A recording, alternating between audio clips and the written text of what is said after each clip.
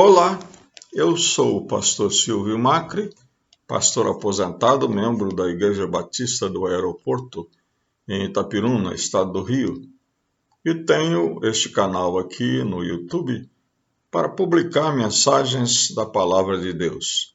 Nossa mensagem de hoje tem como título O Rei dos Reis, e está baseada na profecia de Miqueias, capítulo 5, versículos 2 a 5a. Leiamos a passagem. E você, Belém Efrata, que é pequena demais para figurar como grupo de milhares de Judá, de você me sairá aquele que há de reinar em Israel, e cujas origens são desde os tempos antigos, desde os dias da eternidade. Portanto, o Senhor os entregará até o tempo em que a que está em dores tiver dado à luz. Então o restante de seus irmãos voltará aos filhos de Israel. Ele se manterá firme e apacentará o povo na força do Senhor e na majestade do Senhor, seu Deus. E eles habitarão seguros, porque agora ele será engrandecido até os confins da terra, e ele será a nossa paz. Até aqui.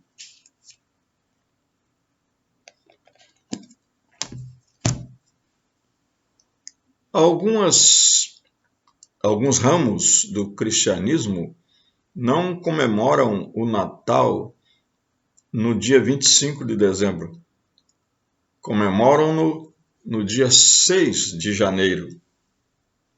Outra parte do cristianismo, especialmente o catolicismo romano, comemora o Dia dos Reis no dia 6 de janeiro. Esses reis se referem aos reis magos que foram visitar Jesus 2 anos após o seu nascimento. Eles chegaram até a capital de Israel, Jerusalém, procurando onde está aquele que é nascido o rei dos judeus. E isto alvoroçou a cidade de Jerusalém, inclusive deixou o próprio rei Herodes assombrado. Herodes então planejou matar aquele menino e pediu que os sábios do Oriente que foram visitar Jesus voltassem a Jerusalém e lhe informassem exatamente onde o menino estava. Só que os sábios foram avisados de não voltarem por Jerusalém, voltarem por outro caminho para a sua terra. É interessante que esses magos ou sábios foram procurar Jesus na capital de Israel porque pensavam, um rei está na capital, um rei deve ter nascido em um palácio. Mas a verdade é que este rei, que é o Rei dos Reis, o Senhor Jesus, nasceu numa pequenina vila que fica mais ou menos a uns 3 quilômetros de Jerusalém, uma vila chamada Belém, que é a terra natal do rei Davi. E como havia uma profecia de que o Cristo, o Messias, Jesus, seria descendente de Davi, foi lá então que nasceu Jesus. Nasceu humildemente, não havia lugar, a cidade estava lotada, as hospedarias estavam lotadas, não havia lugar para hospedar Jesus, ou melhor dizendo, José e Maria, que estava grávida, e eles então acharam um abrigo num curral, numa estrebaria, lugar em que os animais eram guardados passando a noite. E foi ali que nasceu Jesus, o Rei dos Reis, o Senhor dos Senhores, veio tornar-se um de nós da forma mais humilde, para que ele pudesse ser realmente o Rei de todos e pudesse alcançar a todos. Apesar de ser da descendência do rei Davi, na verdade Jesus é o Filho de Deus. O apóstolo Paulo, na carta aos Colossenses, capítulo 1, versículos 16 e 17, diz o seguinte: pois por meio dele, isto é, de Jesus, foram criadas todas as coisas, tanto nos céus como na terra. Todas as coisas que podemos ver e as que não podemos, como os tronos, governantes e as autoridades do mundo invisível. Tudo foi criado por meio dele e para ele. Ele existia antes de todas as coisas. E o apóstolo João, no prólogo do seu evangelho, ele diz o seguinte: no princípio, aquele que é a palavra já existia. A palavra estava com Deus e a palavra era Deus. Esta palavra é Jesus. Ele existia no princípio com Deus. Por meio dele, Deus criou todas as coisas e sem ele nada foi criado. Aquele que é a palavra possui a vida e a vida trouxe luz a todos. A luz brilha na escuridão e a escuridão nunca conseguiu apagá-la. Mas na frente continua a palavra de Jesus assim a palavra se tornou, no versículo 14, assim a palavra se tornou ser humano, carne e osso, e habitou entre nós. Ele era cheio de graça e de verdade, e vimos sua glória, a glória do Filho único do Pai. Então, apesar de ser da descendência de Davi, Jesus é o Filho de Deus. O Filho de Deus que se encarnou, que se tornou um homem e veio até nós. E o seu poder é o poder de Deus, sua majestade é a majestade de Deus. A passagem que nós lemos diz assim, Miqueias, capítulo 5.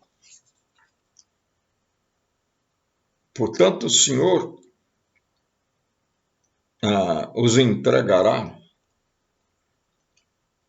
e aqui, até o tempo em que a que está em dores tiver dado a luz, então o restante de seus irmãos voltará aos filhos de Israel, ele se manterá firme e apacentará o povo na força do Senhor e na majestade do nome do Senhor, seu Deus. Portanto, o poder desse rei é o poder de Deus e a sua majestade é a majestade de Deus. No capítulo 40 da profecia de Isaías, nós temos uma palavra sobre isso. Diz o seguinte, Isaías 40, os versículos 10 e 11, diz assim, eis que o Senhor Deus virá com poder, e o seu braço dominará. Eis que o seu galardão está com ele, e diante dele vem a sua recompensa. Como pastor, ele apacentará o seu rebanho, e entre seus braços recolherá os cordeirinhos, e os carregará no colo. As que amamentam, ele guiará mansamente. na segunda carta de Pedro, temos o testemunho do grande apóstolo a respeito da visão que ele teve de Jesus no monte da transfiguração. Diz assim: vimos com os próprios olhos seu esplendor majestoso. Diante de Pedro, Tiago e João, Jesus se transfigurou e manifestou-se a ele com toda a sua glória, com toda a sua majestade. O Rei dos Reis, ele é o Filho de Deus, detém o poder de Deus e a sua majestade é a majestade de Deus. Mateus capítulo 25, 16 diz que quando o Filho do Homem vier em sua glória, acompanhado de todos os anjos, ele se sentará em seu trono glorioso. É desse rei que nós falamos. A sua grandeza, a grandeza do Rei dos Reis, abrange toda a terra, toda a terra. Nós encontramos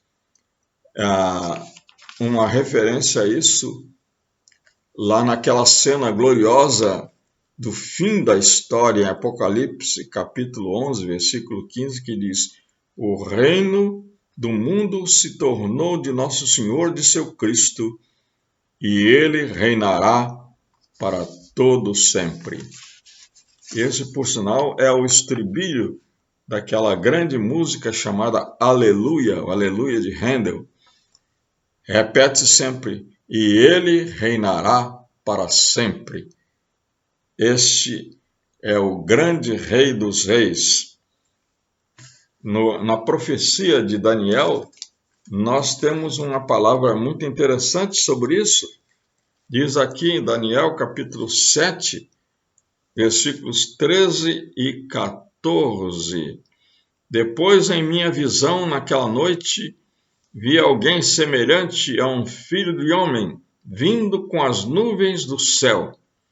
Ele se aproximou do ancião e foi conduzido à sua presença. Recebeu autoridade, honra e soberania, para que povos de todas as raças, nações e línguas lhe obedeçam. Seu domínio é eterno, não terá fim. Seu reino jamais será destruído. É o que diz a palavra de Miqueias aqui, diz assim, que ele vai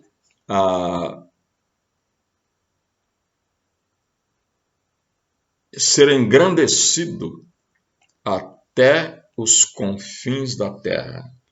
Jesus é o Rei dos Reis, Senhor dos Senhores. Todos os reinos do mundo finalmente pertencerão a ele quando ele vier na sua glória e decretar o final da história. Por último, o profeta Miqueias disse: e ele será a nossa paz. É interessante notar que a palavra paz é a palavra que no hebraico se pronuncia shalom, e no grego se pronuncia eirene.